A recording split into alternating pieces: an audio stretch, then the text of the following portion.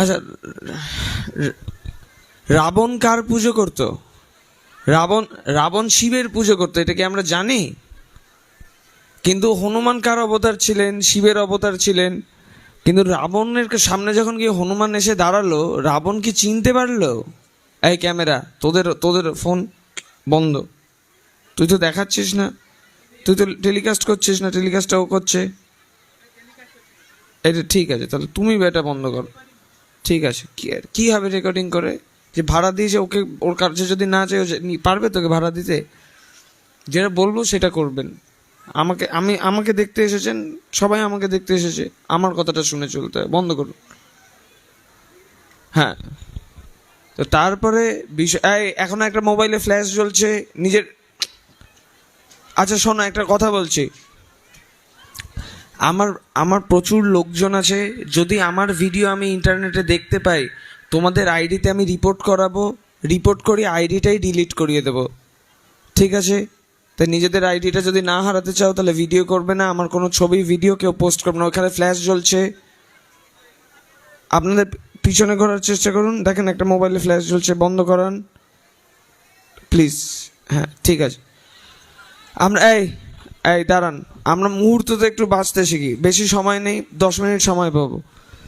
আচ্ছা, রাবণ শিবের পুজো করতো, হনুমান শিবের অবতার ছিলেন। কিন্তু হনুমান যখন লঙ্কায় গিয়ে দাঁড়ালেন রাবণের সামনে, যেই রাবণ সাধনা করতো, সারা জীবন সাধনা করেছে যে প্রভুর, তাকে তো চিনতে পারলো না।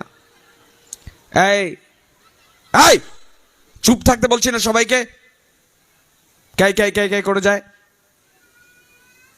হ্যাঁ, এইবার তাহলে রাবণ কেন চিনতে পারলো না? কেন কি? রাবণের মনে অহংকার ছিল। আমাদের প্রত্যেকটা মানুষের মনে অহংকার আছে, ঠিক আছে? সবার মাথার মধ্যে নিজেরই গল্প চলছে। আমাদের মনে কারোর কাছে টাকা পয়সার অহংকার আছে, কারোর কাছে জ্ঞানের অহংকার আছে, কারোর কাছে সৌন্দর্যের অহংকার আছে, তাই না? তাই জন্য ঠাকুর আমাদেরকে ইষ্টভীতিটা দিয়েছেন। এইটা করলে it is unconscious tool to keep us sublimed. আমরা ইষ্টভীতিতে কি বলি? জীবজগৎ জীবন কারণ করুণাময় স্বামী, তোমার দয়ালু বেঁচে যেন সকলে পেয়েছি আমি। তো সব কিছু যদি তোমারই দয়াতে হয়েছে, আমি নিজেকে নিয়ে অহংকারটা কি নিয়ে করব, কিভাবে করব? ঠিক আছে, সবার কথা শোনা হবে, তাড়াহুড়ো নেই, প্রার্থনাটা করব, আমি আছি। আপনারা যদি রাত্রি 12টা অবধি বসে থাকতে পারেন, আমি 12টা অবধি দাঁড়িয়ে থাকবো, আর চিন্তা করেন না। ঠিক আছে? রাত্রি 2টো 3টে 4টে ভোর 4টে আমি দাঁড়িয়ে থাকবো, বোঝা গেছে? আমার মুখের ভিতরটা জ্বলে আছে, আমি পেন কিলার খেয়ে আছি আপনাদের সাথে খালি কথা বলবো বলে, গলা ভেঙে গেছে, আওয়াজ শুনে বোঝা যাচ্ছে না, তাই না? তাহলে একটু আমার সাথে সহানুভূতি দেখান। আপনারা আমাকে ভালোবাসতে এসেছেন, তাই না? তাহলে আচ্ছা, তাহলে ইষ্টভীতিটা আমরা করি যাতে আমাদের মনে অহংকার না হয়। এইখানে যারা আছেন বোকাদের মতন আমরা কথা বলবো না, যে ইষ্টভীতি করুন আপনাকে ঠাকুর রক্ষা করবেন, এরকম টাইপের কথা বললে খুব মার খাওয়ার মতন যোগ্যতা আমাদের। ঠিক আছে? একটা ইষ্টভীতি নিয়ে লেখা বার করেছিলাম, কারা কারা পেয়েছেন একটু হাত তুলুন তো দেখি। কেউ পেয়েছেন ইষ্টভীতি নিয়ে লেখাটা? এটা 5 পাতার লেখা বার করেছিলাম, জানেন? পেয়েছেন? পেয়েছেন? পড়েছেন কেউ? তাহলে যারা পাননি, ক্যামেরাটা ওর দিকে ঘোরা, ক্যামেরাটা ওর দিকে ঘোরা। এই লাইভ টেলিকাস্ট, ওর দিকে ক্যামেরাটা ঘোরা, ঘোরা বলছি যখন, এত সময় নিচ্ছিস কেন? এর নাম মুক্তা ভাই। ওর কাছে এলে যদি আপনাদের শেখার ইচ্ছা হয় তাহলে লেখাটা নেবেন, নিয়ে পড়াশোনা করবেন, নিজেদেরকে শিক্ষিত করবেন। ঠিক আছে? নিজেদেরকে শিক্ষিত করতে হবে আমাদেরকে, ঠাকুরকে ধরে। সরেন সরেন সরেন সরেন সরেন, এখনই গাড়ির চাকার মধ্যে একজন ঢুকে যাচ্ছিল, পারলে। এটা অশিক্ষা নয় তো, এটা কি?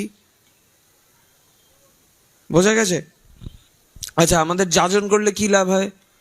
আবার আমার দিকে ঘোরানোর জন্য রেডি থাকবি। যাজন করলে কি লাভ হয়? যাজন করলে আমরা কথা বলা শিখতে পারি। ঠিক আছে? আজকে কত লোক আমার কাছে এসে নিবেদন করবে যে আমাদের চাকরি হচ্ছে না। তো যদি ভালো কথা বলতে পারি, প্রত্যেকটা চাকরি পেতে গেলে আমাকে ইন্টারভিউ দিতে হবে না? তো চাকরিটা যদি আমি ইন্টারভিউ দিয়ে পাই, তাহলে প্রত্যেকটা ইন্টারভিউতে গিয়ে আমাকে মুখে কথা বলতে হবে। ঠিক আছে? তো আমি যদি ভালো যাজন করতে পারি তাহলে আমি ভালো কথা বলতে পারবো, আমার প্রত্যেকটা ইন্টারভিউ ক্র্যাক হবে। আপনারা যারা মায়েরা বসে আছেন, তারা সারা জীবন হয়তো নিজের শাশুড়িকে দিয়ে রান্না করিয়ে জীবনটা কাটিয়ে দিতে পারতেন, যদি আপনারা শুধুমাত্র ভালো কথা বলতে পারতেন। তাই না? আমি যখন ক্লাস 2-3-তে পড়ি, দেওঘরে সৎসঙ্গ তপবন বিদ্যালয় আছে, ঠাকুরের স্কুল, আমরা ঠাকুরের জন্মবারে সেই স্কুলটা ছুটি দেওয়া হয়, সেটা শুক্রবার। আর আমার বাবা মা আমাকে একটা বিচ্ছিরি স্কুলে ঢুকিয়ে দিয়েছিলেন, সেটা রবিবারে ছুটি দিত। তা আমার সব বন্ধুরা মিলে একদিন ডিসাইড করলো যে আমরা ক্রিকেট খেলবো, শুক্রবারে একটা ম্যাচ হবে।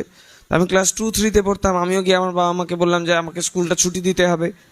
তা আপনারা কি আপনার ছেলে মেয়েকে স্কুলটা ছুটি দেবেন?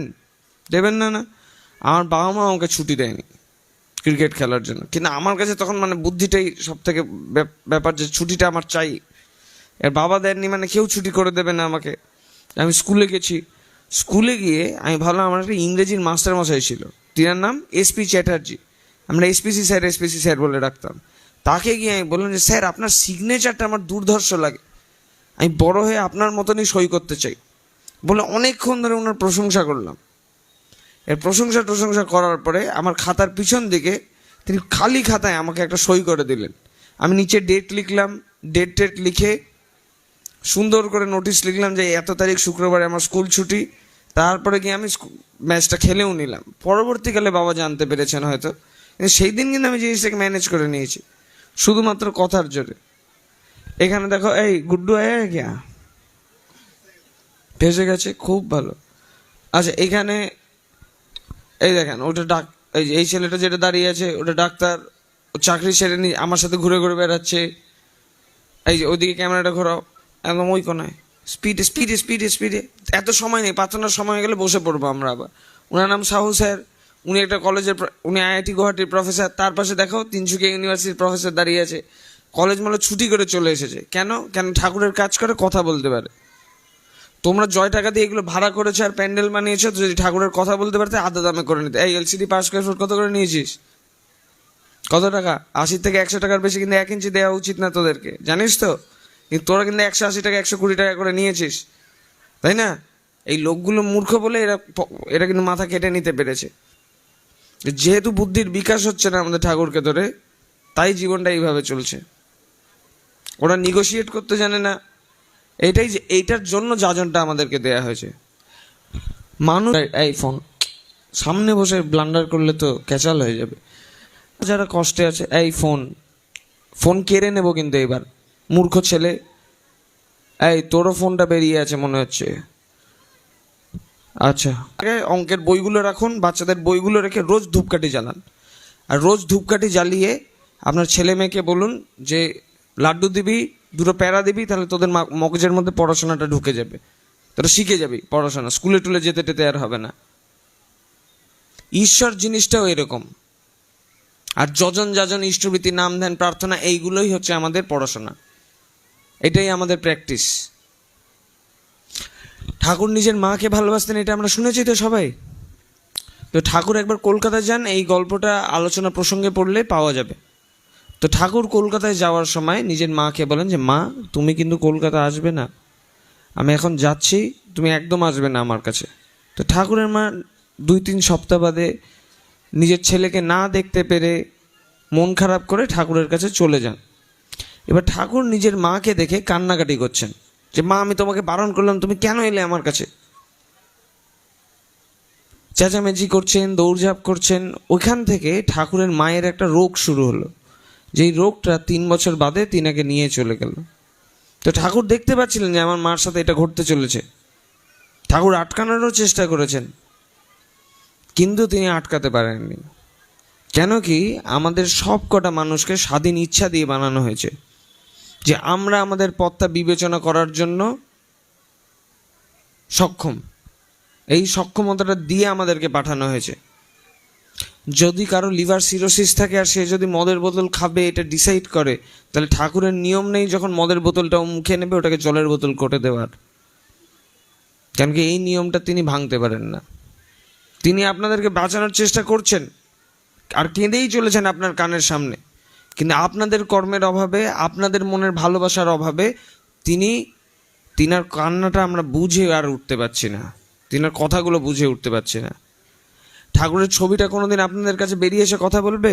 বা ঠাকুরের বিগ্রহটা মন্দির থেকে উঠে এসে আপনাদের সাথে কোনোদিন কথা বলবে? কি মনে হয়, বলবে? বলবে না? না।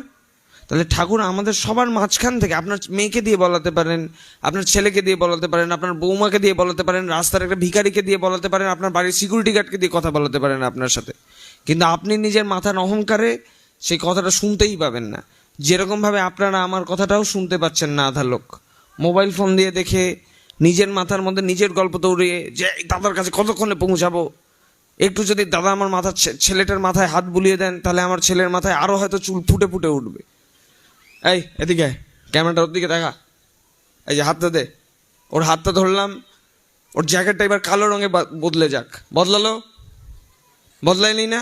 তাহলে আমার হাতের মধ্যে কোনো জাদু নেই মা, বিশ্বাস করুন নেই।